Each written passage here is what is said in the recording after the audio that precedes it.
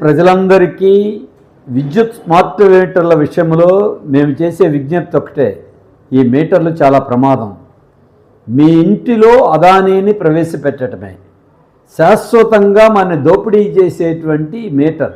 ఇది మామూలు మీటర్ లాంటిది కాదు. ప్రీపెయిడ్ స్మార్ట్ మీటర్ అదానీ ఒక కార్పొరేట్ కంపెనీది.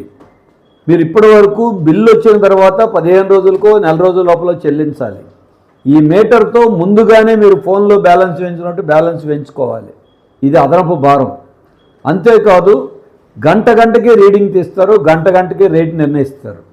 పగలొక రేటు, రాత్రి ఒక రేటు. ఇది ఇంతకంటే దుర్మార్గం. మరొక వైపున మీటర్కి అయ్యే ఖర్చు 9,000 మనమే 93 నెలలు వాయిదాల్లో చెల్లించాలి.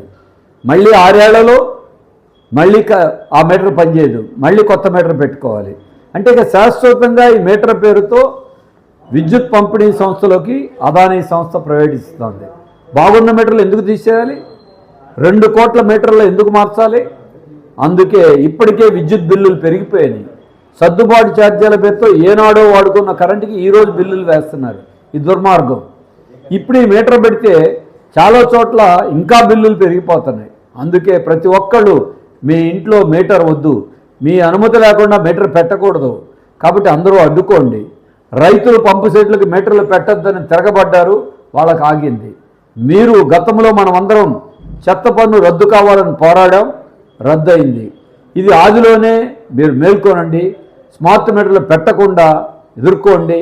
మీ కాలనీలో, మీ వీధిలో, మీ అపార్ట్మెంట్లో అందరినీ ముందుగానే చెప్పండి. అట్లాగే 2వ తారీఖు నుండి ఇంటింటికి వస్తాం తొలి అడుగు పేరుతోని తెలుగుదేశం కూటమి ప్రజాప్రతినిధులు చెప్తున్నారు. మీ వీధిలో వచ్చినప్పుడు వారిని కూడా నిలదీయండి. స్మార్ట్ మీటర్లు ఆపండి అని అడగండి. అంతేకాదు కరెంటు బిల్లులు తగ్గించండి అని అడగండి. దీనికి వ్యతిరేకంగా పౌర సమాజం అంతా స్పందించాలని మేము విజ్ఞప్తి చేస్తున్నాం.